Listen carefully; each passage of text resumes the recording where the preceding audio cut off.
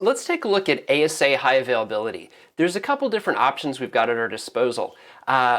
Just above me here, we've got the ASA clustering, where we can group multiple ASAs together, and this extends our capabilities a bit beyond the traditional pairing that we've done. Historically, we start off with an active standby solution, where one ASA passed traffic, the other one just kind of sat there patiently waiting to take over if it was ever needed.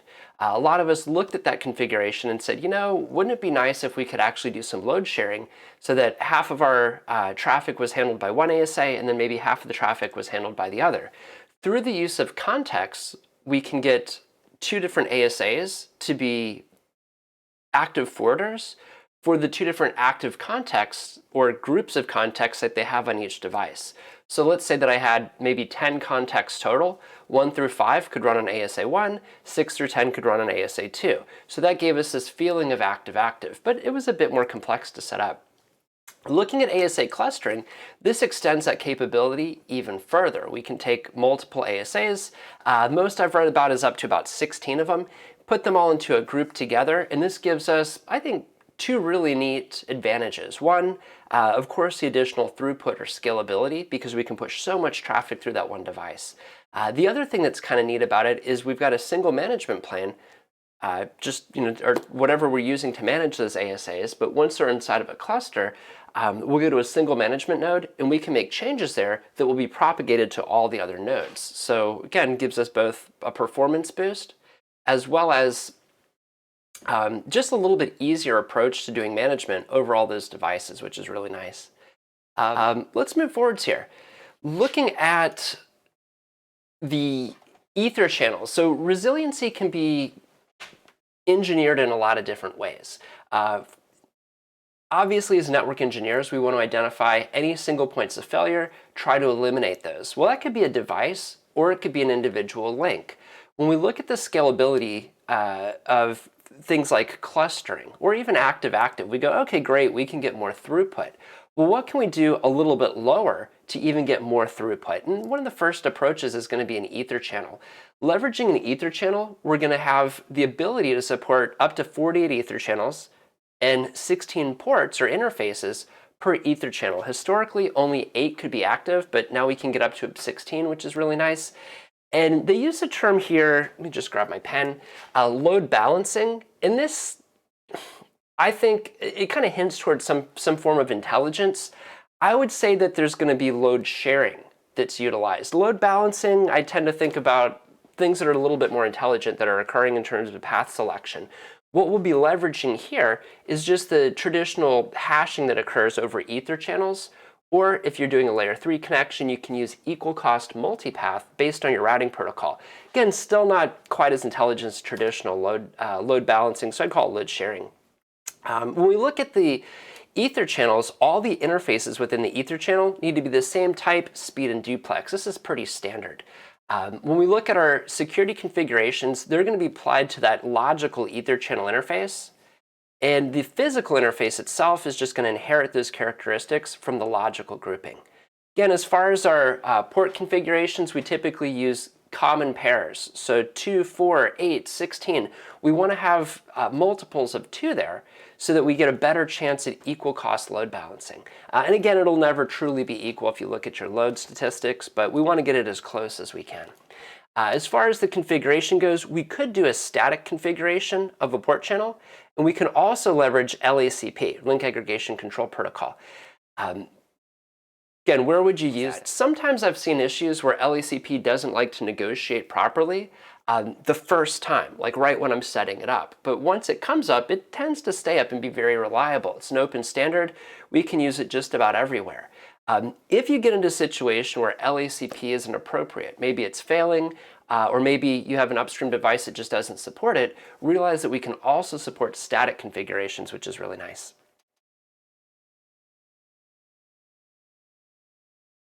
So another approach that's a bit different is just called a redundant interface. And like the name suggests, we're just going to take a pair of interfaces, and essentially one would be active, the other one would be standby. Now, both interfaces need to be the same physical port type, and then we'd go ahead and take our name, security level, IP address, and so forth, and we would configure on that redundant interface. Up to 8 interfaces can be configured as such, And sub-interfaces cannot be assigned to that redundant interface. So whenever using these, we want to make sure the security appliance is connected to a switch, which is fairly standard. And in our illustration here, we can see that there's a router that connects to a switch that goes to that pair of links. Now, in LACP, this would be a port channel. So if this was two 1 gig paths, we'd have total aggregate throughput of about 2 gigs. 10 gig links, of course, that would take us to 20. With the redundant interfaces, you only have one or the other that's ever in use. Not quite as sophisticated, not as intelligent as what we can do with an ether channel, certainly not as scalable, but still, it's a nice option that we have at our disposal when planning or designing solutions for redundancy. Taking a look at redundant hardware. This is kind of our standard approach that we've had at our disposal for many, many years. It even goes back to the old PICs. And that's where we take a pair of devices, configure them so that they work as an active standby pair. Essentially, you have a device that's going to be responsible for forwarding all of your traffic and one that sits there passively. Now, if you want, this failover configuration can be stateful.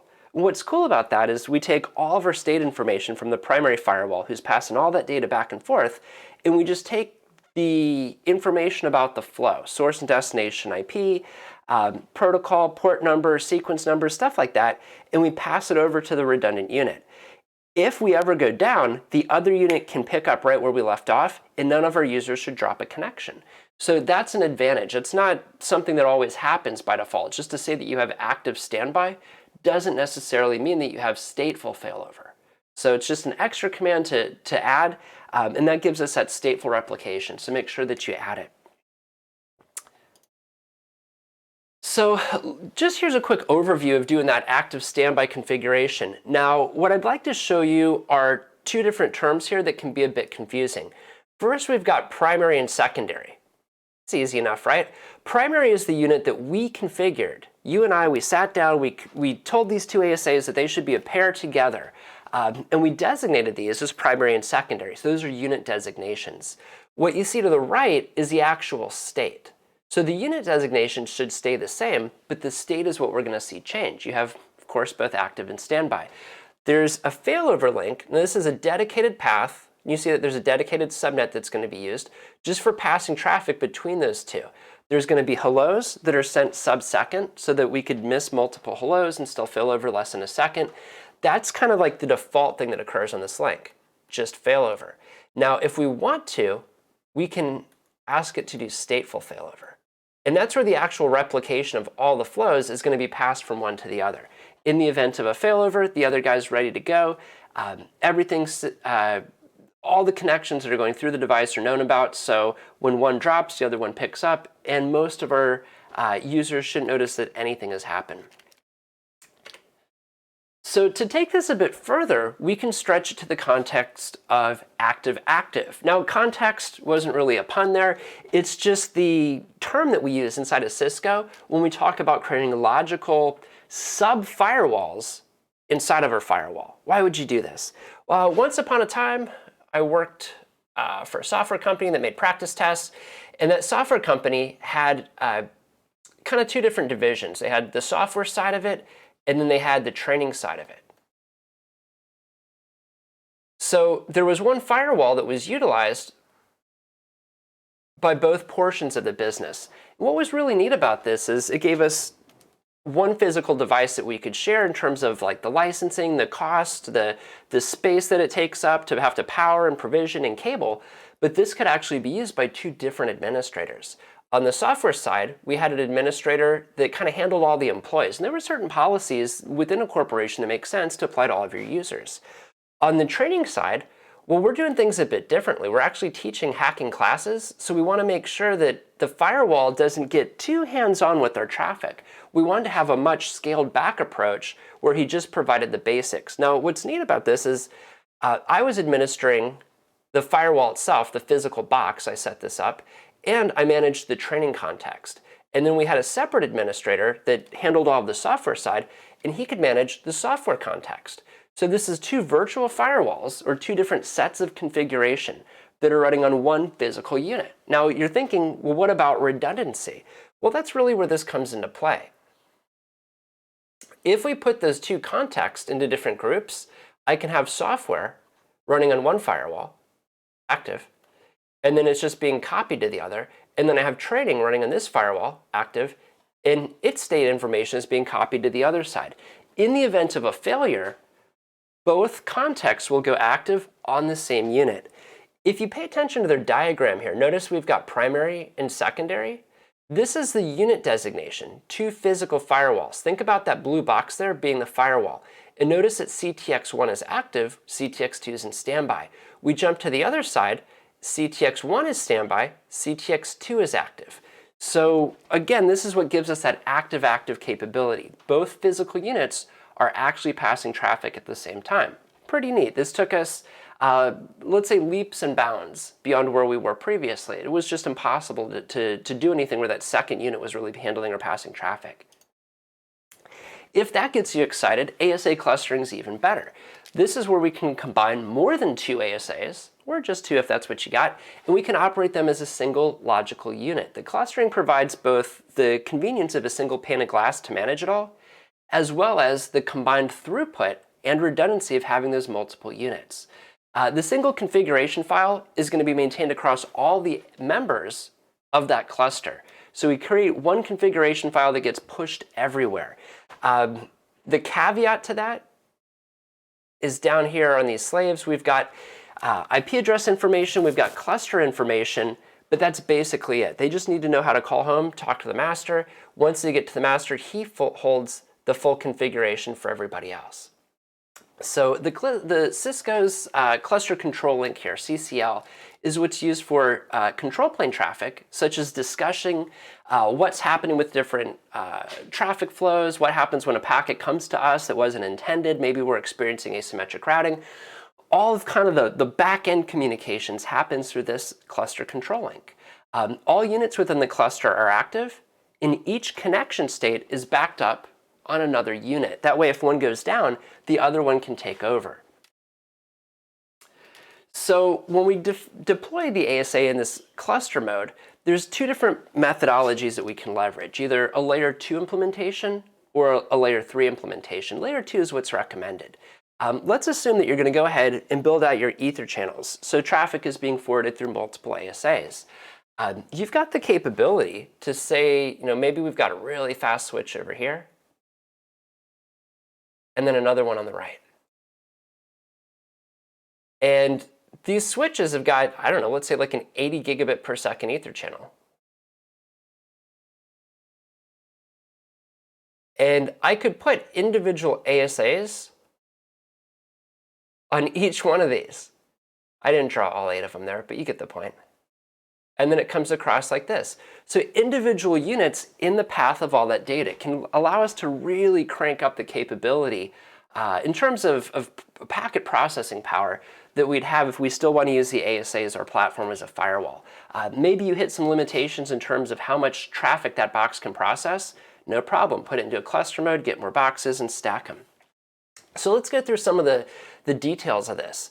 In layer 2 mode, all the data interfaces on the ASA are working as a single logical port channel that passes traffic from one interface to the other, or group of interfaces.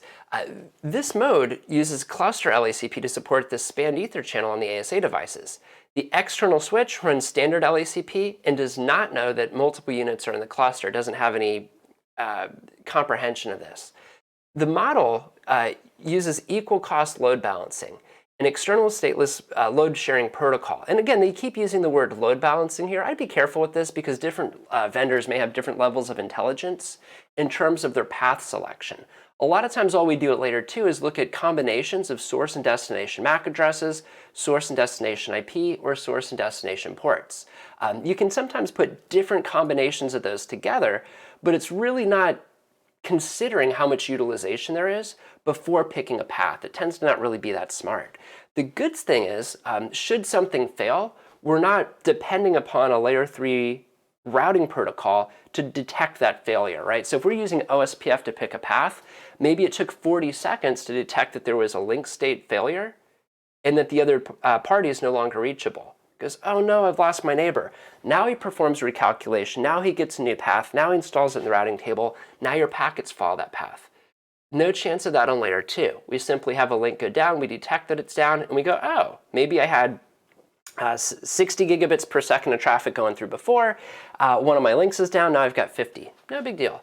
When that device comes back online, we'll detect it and we'll go right back to forwarding traffic. So this tends to be the fastest in terms of failover, which is of course why it's going to be recommended. Layer 3 might be more appropriate in terms of just the way that it fits into your organization, the way that it interacts with existing infrastructure. So in that case, it's pretty standard. Each data interface gets its own IP and MAC address. And then our layer 3 switches or routers downstream, we can use policy-based routing or just what's called equal cost multipath, OSPF with maybe 4 different paths, all the exact same cost. It'll just go ahead and perform load sharing among those paths. So within a cluster, each of the devices has different roles, and this can be a bit confusing at first. When we look at these roles, you've got the owner director, backup director, and forwarder. So the owner refers to the device that's handling a particular flow. If packets come through you, you're the owner. Now, whenever you look at it, there's basically a 5-tuple, source destination IP, protocol, source destination port number. They create a hash, and they go, this particular flow I own.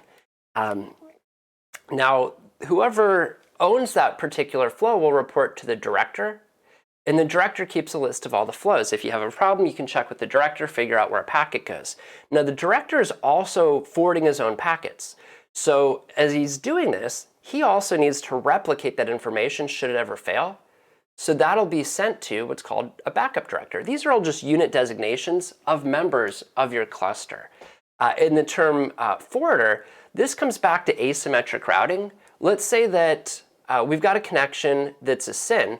Here's a client on the left. He sends a SYN to the server, hits this ASA, who's officially the owner.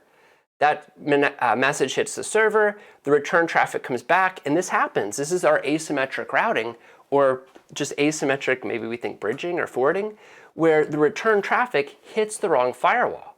This wasn't the firewall that was handling the flow.